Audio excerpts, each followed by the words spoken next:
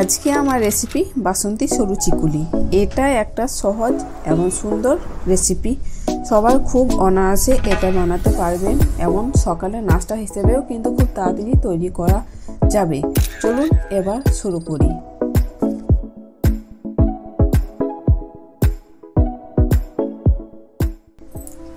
সরু চিকুলি বানানোর জন্য এখানে আমি আলু চালের আটা নিয়েছি। আটাটা আমি 2 কাপ পরিমাণে নিয়েছি। এখানে আমি স্বাদ মতো লবণ দিয়ে দিচ্ছি।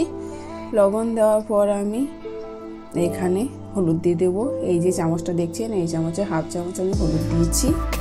হলুদ দেওয়ার পর আমি ভালোভাবে মেখে নেব।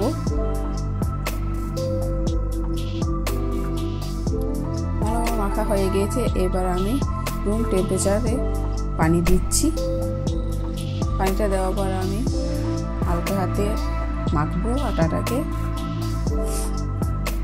অল্প অল্প করে পানি দিচ্ছি, আটাটাকে মাখছি। আটাটা আমি খুব ভালোভাবে দেখুন ফেটে নিচ্ছি। ঠিক এইভাবে ঘুরিয়ে ঘুরিয়ে ফেটে নিতে হবে। আটাটা খুব ভালোভাবে ফেটে নিয়েছি। এবার আমি পরিমাণ মতো পানি দিচ্ছি। এখানে আর একটু পানি লাগবে, ঘোলটা কিন্তু খুব পাতলা করতে হবে। পরিমাণ মতো পানি দেওয়া হয়ে গিয়েছে। দেখুন ঘোলটা দেখে বুঝতে পারছেন কতখানি পাতলা হয়েছে। ঠিক এইভাবে পাতলা করে নিতে হবে।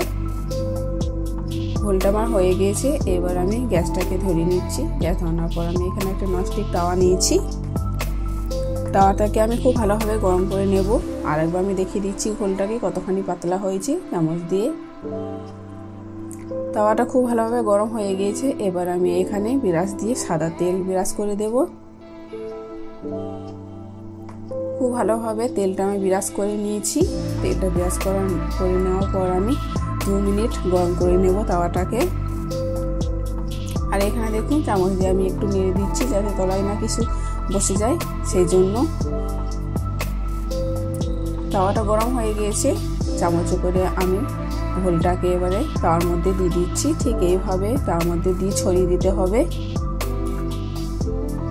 আর সরু চিকুলি করার সময় কিন্তু গ্যাসটাকে আমি বাড়িয়েই রেখেছি। 2 থেকে 3 মিনিট সময় লাগবে এই পিঠেটা হওয়ার জন্য। পিঠেটা হওয়ার পর দেখবেন তাওয়া থেকে পিঠে সাইডগুলো ছেড়ে যাচ্ছে, তখন বুঝে নেবেন যে পিঠেটা হয়ে গিয়েছে। দেখুন ঠিক এইভাবে কিন্তু সাইডগুলো ছেড়ে যাবে, দেখেই বুঝতে পারছেন পিঠেটা হয়ে গিয়েছে। এবার আমি এটাকে ভাজ করে নেব।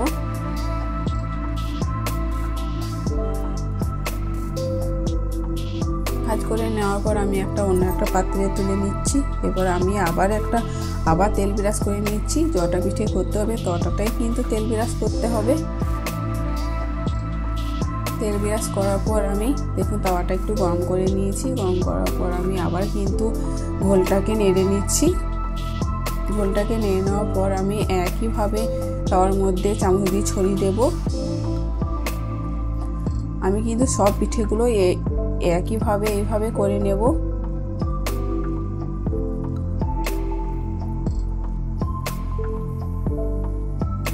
পিঠেটা হয়ে এসছে।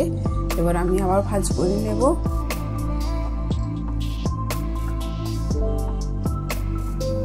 ঠিক একইভাবে সব পিঠেগুলো করে নিতে হবে। দেখুন এইভাবে পিঠে সব তৈরি করে নিতে হবে। পিঠে আমার তৈরি হয়ে গিয়েছে।